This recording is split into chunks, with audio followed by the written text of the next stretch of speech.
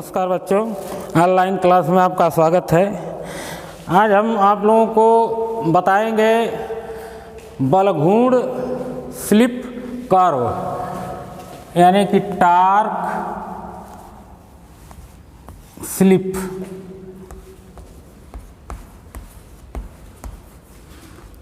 Slip वक्र।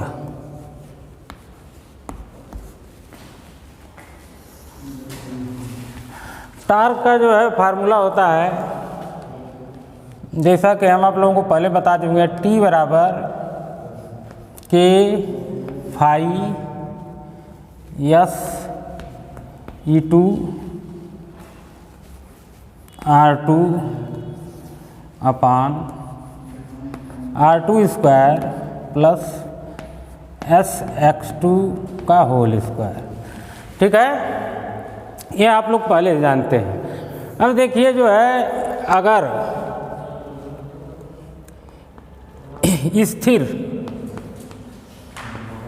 स्थिर supply वोल्टता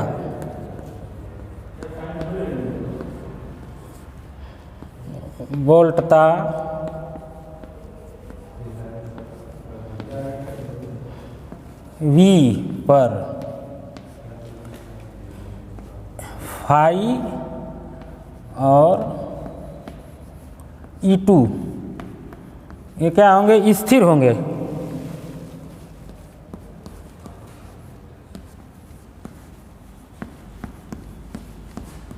क्यों स्थिर होंगे? कि E2 प्रोपोर्शनल होता है फाई के, और फाई प्रोपोर्शनल होता है I के, और I प्रोपोर्शनल V के। अतः जो आपका टार्क का फार्मूला है वह हो जाएगा T बराबर आपका हो जाएगा यस, यहाँ रख दें हम K1 yes R2 upon R2 square plus X2 का होल स्क्वायर। ठीक है, और यहाँ आपका जहाँ पे हम K फाई E2 बराबर K1। ठीक है, तो क्या होगा? K1 यस R2 अपान X2 स्क्वायर प्लस X2 का होल स्क्वायर। अब अगर यदि जो है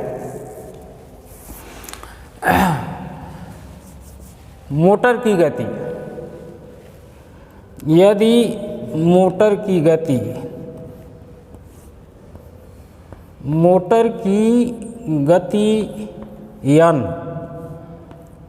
n जो है लगभग बराबर हो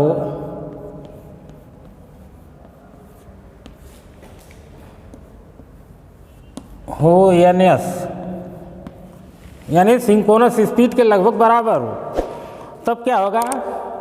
स्लिप S का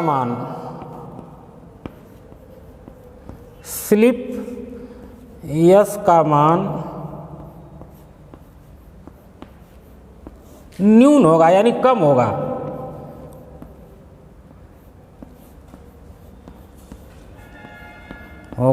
तथा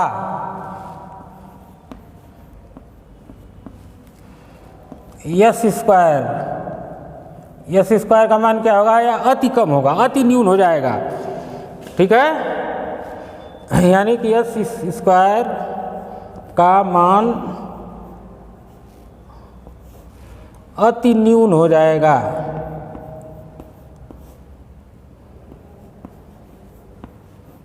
अति न्यून होगा। तो हम जो है इस टार्क वाले फार्मूला से यह जो X2 का होल स्क्वायर है, ठीक है, इसको हम नगण्य मान सकते हैं R2 की अपेक्षा। अतः क्या हो जाएगा? अतः R2 की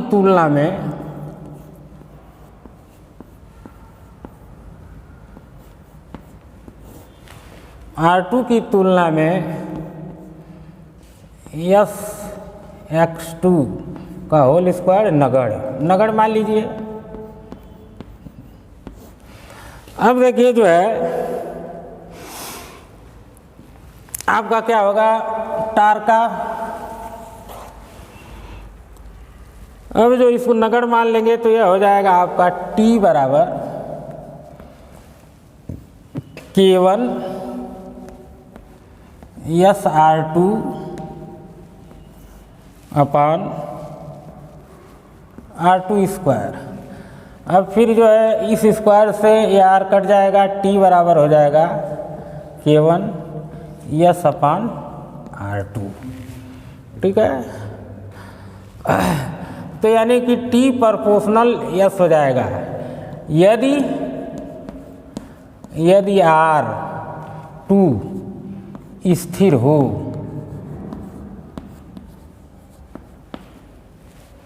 ठीक है। अब जो है T बराबर 0 यानी S बराबर 0 पर जो है T बराबर 0 होगा, यानी कि यह जो है स्लिप के न्यून मान पर है, न्यूनतम मान पर जो वक्र होगा एक सरल रेखा में जाएगा। अब देखिए हम वक्र खींच रहे हैं,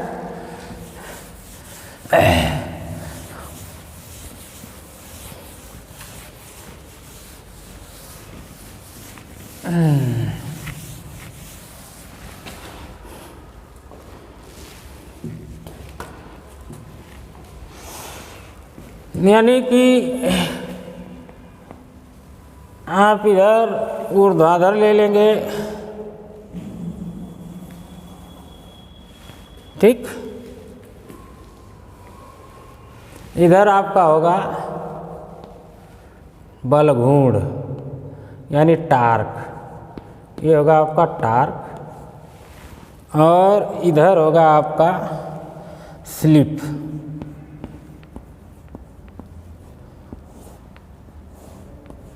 इधर स्लिप ले लेंगे, यहाँ स्लिप जो है आपकी 0 रहेगी, S बराबर 0 तो T बराबर 0 यानी कि टार्क भी 0 रहेगा, और मैक्सिमम स्लिप आप जो है यहाँ S बराबर 1, ठीक।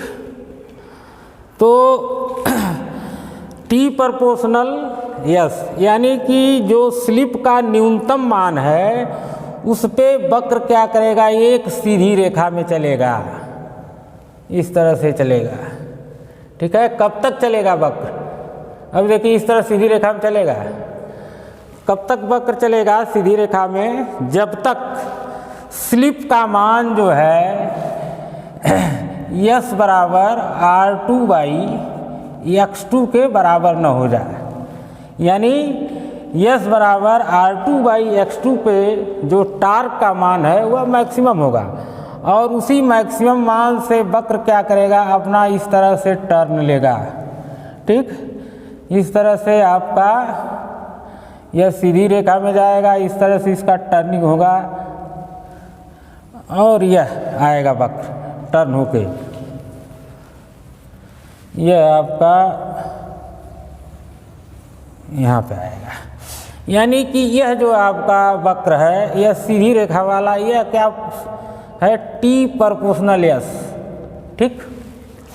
और यहाँ पे जहाँ से वक्र टर्न हुआ है यह जो है टार्क यानी कि यह T मैक्स है, मैक्सिमम टार्क प्राप्त हो गया, और मैक्सिमम टार्क की स्थिति क्या है, उस स्थिति में स्लिप बराबर R2/x2, ठीक।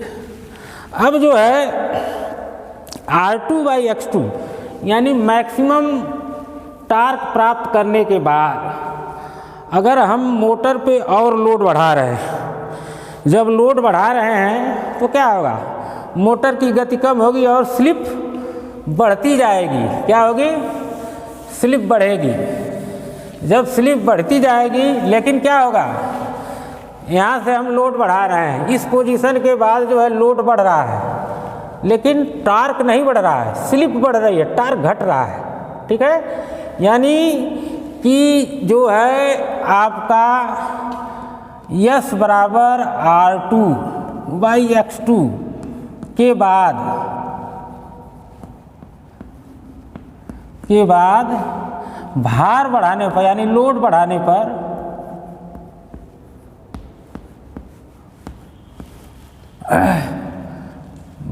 पर क्या होगा, स्लिप का मान बढ़ता जाएगा, यस का मान बढ़ेगा और टार्क का मान घटेगा।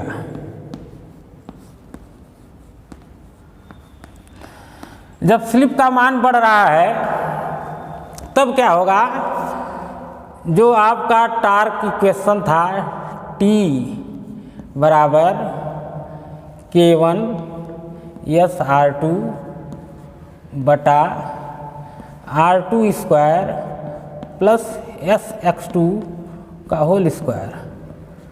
जब स्लिप बढ़ रहा है तो एस एक्स2 का जो होल स्क्वायर है इसकी अपेक्षा जो है R2 स्क्वायर का मान जो है नगण्य हो जाएगा, यानी कि जब बढ़ रहा है तो एस एक्स2 के होल स्क्वायर के तुलना में R2 स्क्वायर का मान नगण्य होगा।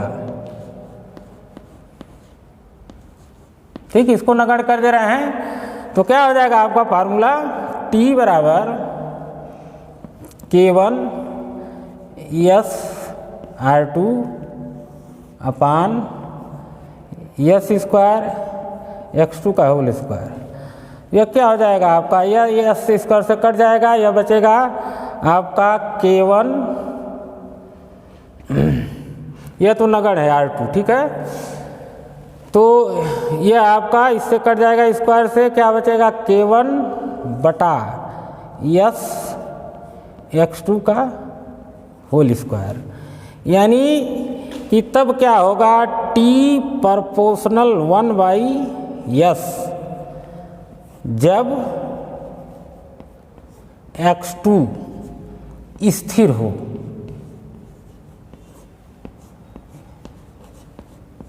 ठीक है, अब देखिए जो है s बराबर R2/x2 के बाद जो है वक्र क्या होगा, जब डाउन होगा मैक्सिमम टार्क प्राप्त करने के बाद, तो यह आपका जो रिलेशन होगा T प्रोपोर्शनल 1/s। ठीक है, अब जो है अब इसके बाद और ज़्यादा लोड बढ़ाते जाएंगे तो स्लिप का मान इतना बढ़ जाएगा कि मोटर जो है चलना बंद कर देगी, अकस्मात रुक जाएगी। यानी वक्र कैसा आपका होगा, यह आपका टार्क स्लिप वक्र कैसा हो गया, यह हो गया आयताकार। यह वक्र कैसा हो गया, आयताकार। अतः टार्क स्लिप वक्र आयताकार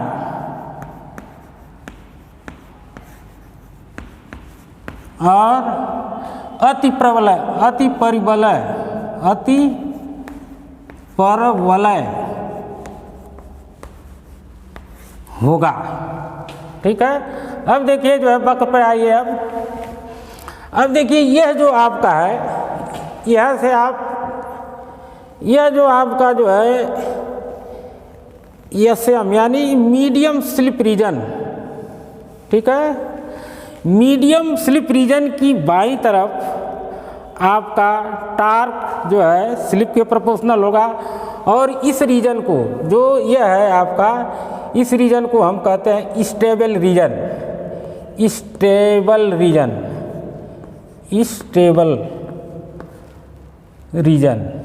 ठीक, यह जो है, और यह देखिए जो है यह जो रीजन आपकी होती है, इस रीजन को हम कहते हैं अनस्टेबल रीजन। ठीक, अनस्टेबल रीजन। ठीक, और ये देखिए जो टार्क है, मैक्सिमम टार्क के बाद इस मैक्सिमम टार्क का जो पॉइंट होता है इसको हम कहते हैं pull out torque, pull out torque, या इसको हम ब्रेकिंग टार्क भी कहते हैं। तो अब देखिए जो है क्या हुआ वक्र पर, देखिए हम एक बार और आपको बता दे रहे हैं। देखिए स्लिप के न्यून मान पर वक्र क्या होगा, एक सीधी रेखा में होगा और वह क्या होगा टी प्रोपोर्शनल एस, ठीक है। और कहाँ तक सीधी रेखा होगा, जब तक जो है वक्र अपना मैक्सिमम टार्क की स्थिति नहीं प्राप्त कर सकता। वह स्थिति क्या होगी, एस बराबर R2/x2 पे। मैक्सिमम स्थिति के बाद जो है टार्क जो है इन्वर्सली प्रोपोर्शनल हो जाता है स्लिप के, यानी टी प्रोपोर्शनल 1/s। तब क्या होगा, यानी कि स्लिप के बढ़ने के बाद भी टार्क का मान घटता जाता है, ठीक है। और यह पॉइंट आपका है, यह देखिए यहाँ वक्र रुका है, यह जो है यह जो आपका होता है यह होता है TS, इसको क्या कहते हैं TS जो है, यह जो है इंडक्शन मोटर का स्टार्टिंग टॉर्क। तो ये इतना जो है स्टार्टिंग टॉर्क मिलता है। अब एक चीज़ और आपको हम थोड़ा सा बता देना चाहते हैं कि टार्क स्लिप वक्र पर रोटर प्रतिरोध का प्रभाव क्या होता है। 2 मिनट का है, इसको भी देख लीजिए क्या प्रभाव जो है रोटर प्रतिरोध का होता है। ये देखिए जो है हम वक्र खींच रहे हैं दूसरा,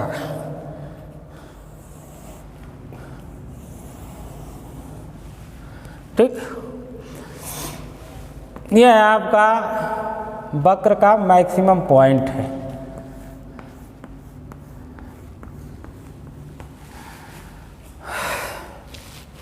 यहाँ पे आपका यस बराबर 1 है स्लिप, यहाँ पर t बराबर 0 और s बराबर 0, ठीक। इधर स्लिप है और इधर टार्क, यह आपका t मैक्स।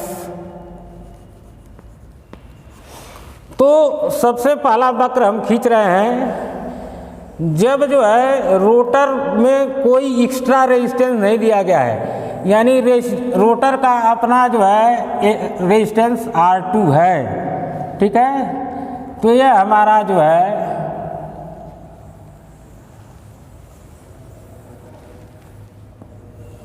यह वक्र है। अब देखिए हम जो है रेजिस्टेंस को पुनः बढ़ा रहे हैं, थोड़ा सा रेजिस्टेंस जो है रोटर में बढ़ा दे रहे हैं, तो वक्र कहाँ जाएगा देखिएगा,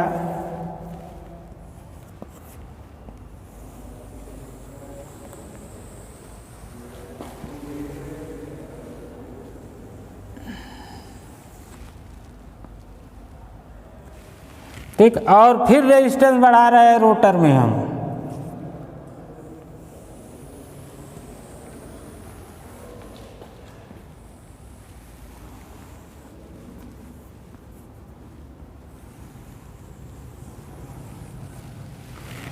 और फिर रेजिस्टेंस बढ़ा रहे हैं रोटर में।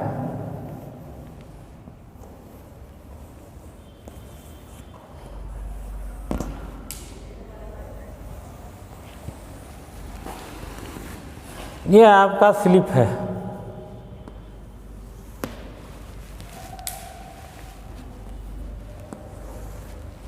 ये देखिए जो है ये आपका ये, ठीक।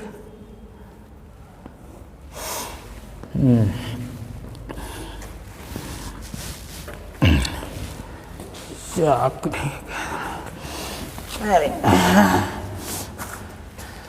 अब देखिए जो है यह जो है हमारा सामान्य रोटर रेजिस्टेंस है R2। यह क्या है आपका R2। R2 का मतलब यह कम प्रतिरोध है, इसका कम प्रतिरोध, ठीक है। इसके बाद हम थोड़ा और प्रतिरोध बढ़ा दिए। प्रतिरोध बढ़ाने का मतलब आप जो है प्रतिरोध रेजिस्टेंस का प्रभाव अध्ययन करने के लिए आप स्लिप रिंग इंडक्शन मोटर मान के चलिए, ठीक है। क्योंकि केज बाउंड रोटर होगा तो आप प्रतिरोध नहीं इस तरह बढ़ा सकते।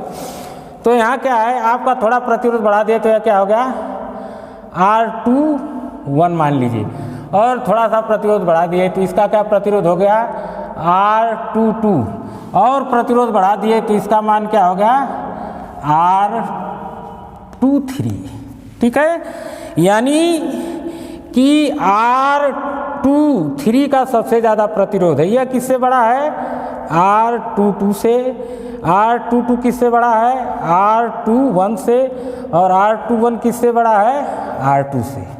अब देखिए जो है रोटर प्रतिरोध बढ़ाने से, ठीक है, रोटर का जो है प्रतिरोध बढ़ाने से आपको क्या मिल रहा है, पहला तो आपका सामान्य प्रतिरोध है, तो देख रहे हैं यह आपका, यह मिला आपको स्टार्टिंग टार्क, यह क्या मिल रहा है, TS। फिर आपने रेजिस्टेंस बढ़ा दिया, तब क्या दूसरे कंडीशन मिल रहा है, यह आपका TS, यह स्टार्टिंग टार्क मिला। फिर आपने जो है बढ़ा दिया रेजिस्टेंस, तो आपका यह TS मिल गया इतना, ठीक। और फिर आपने मैक्सिमम प्रतिरोध रोटर रेजिस्टेंस में कर दिया, तो यह देखिए आपका TS क्या मिल गया आपको, यानी स्टार्टिंग टार्क ही मैक्सिमम टार्क हो गया। हमारे कहने का मतलब यह है कि आप रोटर का रेजिस्टेंस बढ़ाएंगे तो आपको मैक्सिमम स्टार्टिंग टार्क मिलेगा। दूसरी चीज, अब देखिए जो आपका क्या होता है, मैक्सिमम टार्क की वैल्यू क्या है। देखिए मैक्सिमम टार्क की वैल्यू जो है, मैक्सिमम टार्क की वैल्यू होती है TM। इसको पहले हम आपको बता चुके हैं, TM बराबर Ke²/2x2, यानी कि मैक्सिमम टार्क प्राप्त करने के लिए रोटर रेजिस्टेंस का कोई रोल नहीं होता है, यानी कि मैक्सिमम टार्क रोटर रेजिस्टेंस पर अप्रभावी है। रोटर रेजिस्टेंस का रोल जो है केवल मैक्सिमम स्टार्टिंग टार्क प्राप्त करने के लिए ही होता है, जबकि गतिशील अवस्था में आपको टार्क प्राप्त करने के लिए रोटर रेजिस्टेंस का मैक्सिमम होना नहीं बल्कि न्यूनतम होना आवश्यक होता है। गतिशील अवस्था में मैक्सिमम टार्क प्राप्त करने के लिए रोटर का जो रिएक्टेंस है, जिसको कहते हैं प्रतिघात X2, यह ज़्यादा होना चाहिए, तभी आपको गतिशील अवस्था में मैक्सिमम टार्क प्राप्त होगा। अन्यथा जो है स्टार्टिंग मैक्सिमम टार्क प्राप्त करना है तो तब रोटर का रेजिस्टेंस आपको मैक्सिमम रखना पड़ता है। इसीलिए हम स्लिप रिंग इंडक्शन मोटर को स्टार्ट करते समय टोटल रेजिस्टेंस जो है रोटर परिपथ में डालते हैं। जब मोटर स्टार्ट हो जाती है या चलने लगती है तब सारे प्रतिरोध को जो है हम परिपथ से हटा देते हैं, यानी कि स्टार्टिंग मैक्सिमम टार्क मिल गया और उसके बाद उस प्रतिरोध का उपयोग हम नहीं करते। उसी तरह से डबल केज जो आपका रोटर होता है, डबल केज, तो उसमें क्या होता है, जो आपका स्टार्टिंग रेजिस्टेंस अपर बाइंडिंग का होता है उसको मैक्सिमम रखते हैं स्टार्ट करने के लिए। जो इनर बाइंडिंग होती है जिसका हाई रिएक्टेंस होता है उसको हम रनिंग कंडीशन में यानी गतिशील अवस्था में अधिकतम टार्क प्राप्त करने के लिए करते हैं। ठीक है, और नमस्कार बच्चों, ठीक है, आगे और हम आप लोगों को बताएंगे। कोई दिक्कत होगी तो कमेंट करिएगा।